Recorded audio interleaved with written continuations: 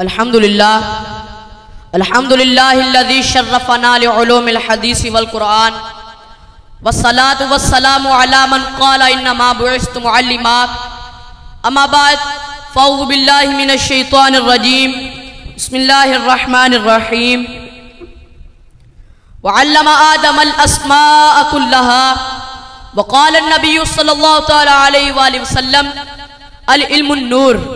قابل صد تکریم میرے مرشد گرامی، میرے اساتذہ اکرام، اسٹیج کی زینت بنے علماء و مشائخ، میرے ہم مکتب ساتھیوں، حاضرین مجلس اور پردے میں رہ کر سننے والی ماں بہنوں، السلام علیکم ورحمۃ اللہ وبرکاتہ۔ آج کی اس پروقار تقریب میں میں جس موضوع کو تخیلات کی وادیوں سے نکال کر لفظوں کا جمع پہنا کر آپ کے ذہن و دل میں اتارنا چاہتا ہوں وہ ہے مدارس کی ضرورت و اہمیت۔ حاضرین مجلس، اس امت کی رہبری اور رہنمائی کے لیے جو سب سے پہلا مدرسہ قائم ہوا وہ غار ہیرا تھا، جس کے معلم اول رب کائنات، متعلم اول رحمت کائنات، واسطہ اول جبریل امین، کتاب اول قرآن کریم اور مخاطبین اول صحابہ اکرام کی جماعت تھی۔ سبحان اللہ۔ دار ارکم ہو یا اصحاب صفہ کا چبوترا، صحابہ اکرام تعلیم و تربیت سے فیضیاب ہوتے رہے۔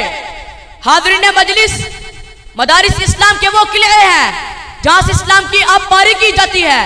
یہی مدارس اسلامیہ ہیں جہاں سے اسلام کو پروان چڑھایا جاتا ہے۔ یہ ایسی دانشگاہ ہیں جہاں سے علم و عمل کے پیکر تیار ہوتے ہیں۔ انہی مدارس سے خوشہ چینی کرنے والے افراد مذہب اسلام پر لگائے جانے والے ہر قدغن کا دندانے شکن جواب دیتے ہیں۔ حاضرین مجلس، دور حاضر میں ان دینی مدارس کے کردار کا جائزہ لیتے ہیں تو عوام کے ذہن میں فوراً یہ سوال گردش کرنے لگتا ہے کہ ان دینی مدارس کا کیا کردار ہے۔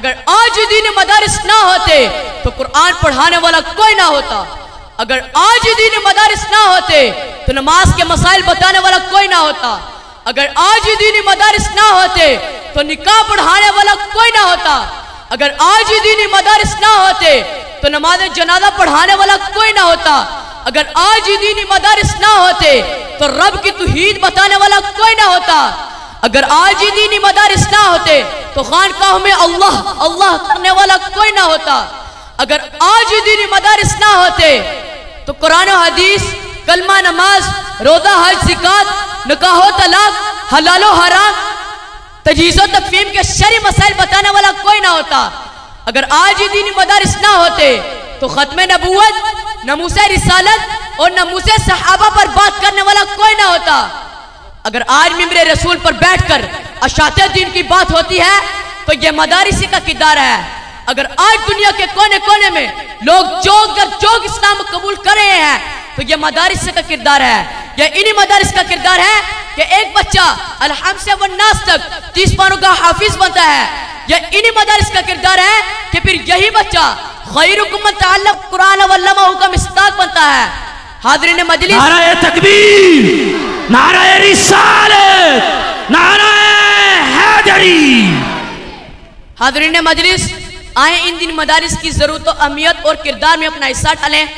اپنی آخرت کو سنبھالنے کے لیے اپنا سب سے ذہین بچہ مدرسہ تعلیم القرآن اسلامک سینٹر کو دیجئے۔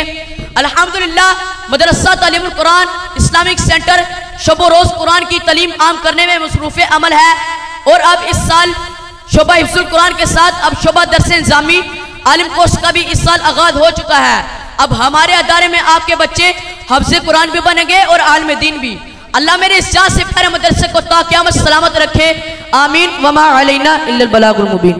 ماشاءاللہ ماشاءاللہ، یہی ہے آرزو، تعلیم قرآن عام ہو جائے، یہی ہے آرزو، تعلیم قرآن عام ہو جائے، ہر ایک پرچم سے اونچا پرچم اسلام ہو جائے۔ خدا کی قسم ہے، بچے نے تقریر کر کے دل باغ بار کر دیا ہے، اور بھی بچے ہوں گے اسکول کے اندر بڑے بڑے پروگرام کے اندر حصہ لیا ہوگا۔ ناز باپ کا بھی سیدھا چوڑا ہو گیا۔ کہ آج تو میں نے اپنی زندگی کا حق ادا کر دیا ہے. یقیناً جب والدین دنیا سے جائیں گے یہی بچے کیوں قبر پہ کھڑے ہو کے کہیں گے نا ربی جعلنی مقیم الصلاۃ ومن ذریتی ربنا وتقبل دعا ربنا اغفر لی ولوالدی